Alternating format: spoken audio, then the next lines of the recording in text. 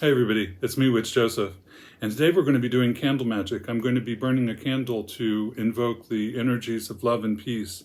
I thought it would be a good example of how I fix candles and use them in candle magic for invoking or banishing or for various purposes. We're going to be carrying fixed candles on the shop, on the website.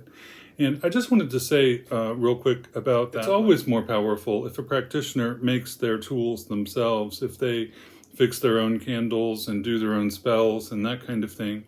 And it's always more powerful if people can do that, but it's not always realistic. And as we all know, sometimes life gets so busy that it's easier to just get something that's pre-made and do it that way. When you have the time and resources, it is more powerful to do it yourself, and I encourage everyone to do that. So let's get into it. It's always important to start with a purified candle and purified objects. I purify this candle of all previous vibration and energy. In the name of the mighty ones of the craft, so mote it be. So the first thing you're going to need, let me turn this down here so you can see what I'm doing. I always like to put down a piece of paper on my working space because wax and herbs and things get everywhere. Let's see if it'd be better this way. You'll need a burin or a tool, some kind of carving tool. You can use a toothpick. That's probably the safest thing to do, or a nail. The important thing for me is that it's consecrated, so that when you're doing this kind of work, it's something that's set aside for this. So for this one, I'm going to carve a peace sign. You can carve other sigils or whatever symbols or words you want to into the candle. I'm just going to do a simple peace sign because that's fine too.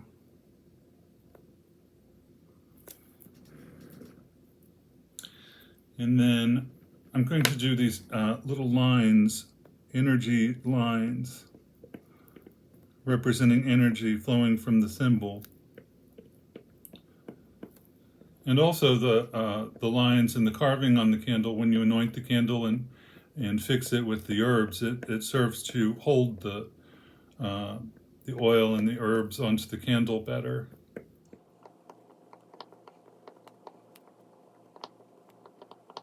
Put my glasses on.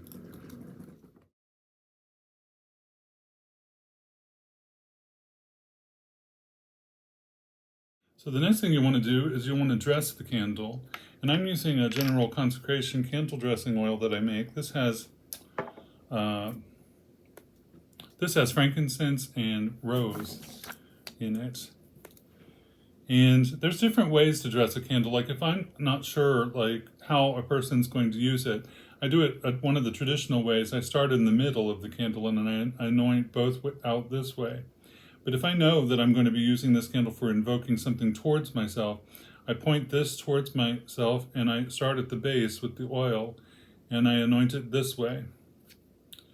And I visualize the energy coming towards me. And I'm really rather generous with the oil on it because you want it to get in there. If I were going to be banishing something or like getting rid of something in my life, I would point this away from me and I would anoint it away from myself. Or, like I said, from the center of the candle outward in both ways. That's a perfectly fine way of doing it as well. People do it different ways, and there's lots of different ways to do the same thing. Sometimes. So I put the rose petals in my mortar and pestle, and then I kind of break these up into little bits. And while I'm doing this, I visualize the energies that I want to infuse the candle with going into this herb. And I visualize the herb waking up, since I'm an animist. I do that with the candle too, and with all the tools. And then I put this out, and I put that out onto the paper. And this is why this is such a good idea to have, to put down the paper so you don't get this everywhere. And then I roll it towards myself in the crushed herb. And it's okay to press these in. And it's not all going to stick on there. And in fact, you don't really want really large clumps of herbs on a candle when you're burning it. It can be a hazard for one thing, and this is fine. That's sufficient. The spirits will know what we're intending. So let's take this over to the candle, and I'll show you how I light it once it's fixed. So I put the candle in this candle holder here, and I put this inside my cauldron because to me the cauldron represents the energies of transformation, and it's also fireproof. And I've got this metal dish here that is good for burning things and for catching wax and that kind of thing.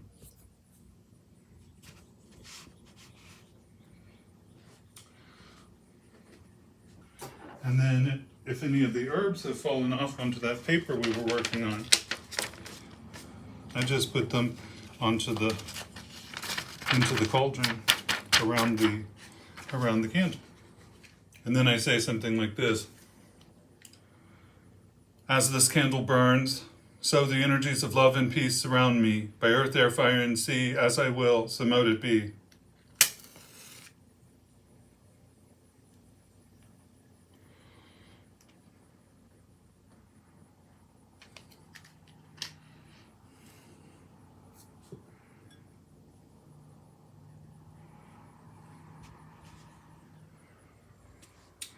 And then I will let that burn out. I'm going to do work here at my desk, but I'm going to let this candle burn out as I invoke the energies of peace and love into our environment. And there you have it. That's how I do a simple candle fixing for a candle spell, a simple candle spell. And of course, sometimes you can combine different layers of different kinds of magic together. And, this is just one way of doing it. And we are going to have the fixed candles on the website available for purchase, and go check that out. And if not, I really do emphasize it is more powerful to you if you prepare your own tools and your own candles and things. And if you would rather do that, then please reach out if you have questions or need help doing that. Just let me know. I'd be happy to help you. So I hope you're all having a great day, and that's it. Blessed be and peace.